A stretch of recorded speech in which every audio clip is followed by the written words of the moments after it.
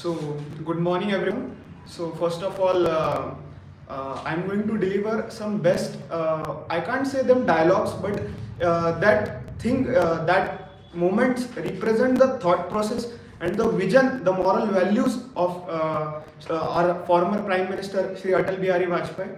So, giving the background of the story, I would like to tell you that what happened in around 1999, or I think before that 95, no confidence motion was passed. Like you have to prove your majority. So BJP at that time, led by Shri Atal Bihari Vajpayee, they failed to do that, and by one vote they were not able to produce the majority. So before giving his resignation in the parliament, in the Lok Sabha, he delivered one speech. So I am going to deliver some of the best moments, some of the best thoughts, or some of the best dialogues of that speech. So देश आज संकटों से घिरा है, और ये संकट हमने पैदा नहीं किए। जब जब कभी आवश्यकता पड़ी संकटों के निराकरण के लिए, हमने उस समय की सरकार की मदद की। उस समय के प्रधानमंत्री नरसिम्हा राव जी ने जब मुझे भारत का पक्ष रखने के लिए विरोधी दल के नेता के नाते जिनेवा भेजा था, तो पाकिस्तानी उसे देखकर चमत्कृत रह गए। वो कहने लगे, ये कौन है, ये कहां से आया है? क्योंकि उनके यहाँ भी विरोधी दल के नेता ऐसे राष्ट्रीय कार्य में सहयोग नहीं करते। वो हमेशा अपनी सरकार को गिराने में लगे रहते हैं।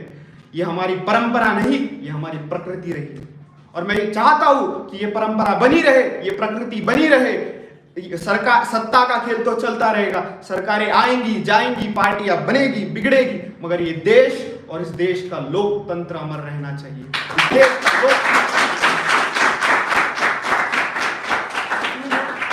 Lines I have.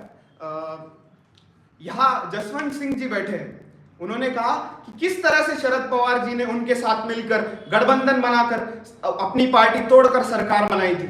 बार बार इस सदन में एक आवाज गूंजती है कि वाजपेयी तो अच्छा है मगर पार्टी अच्छी नहीं है, वाजपेयी तो अच्छा है मगर पार्टी अच्छी नहीं है। हमने तो ऐसा कुछ नहीं किया कि पार्टी तोड़कर गठबंधन किया। अगर ऐसी सरकार बनती है, पार्टी तोड़कर सरकार बनती है, तो मैं ऐसी सत्ता को चिमटे से भी छूना पसंद नहीं करूंगा।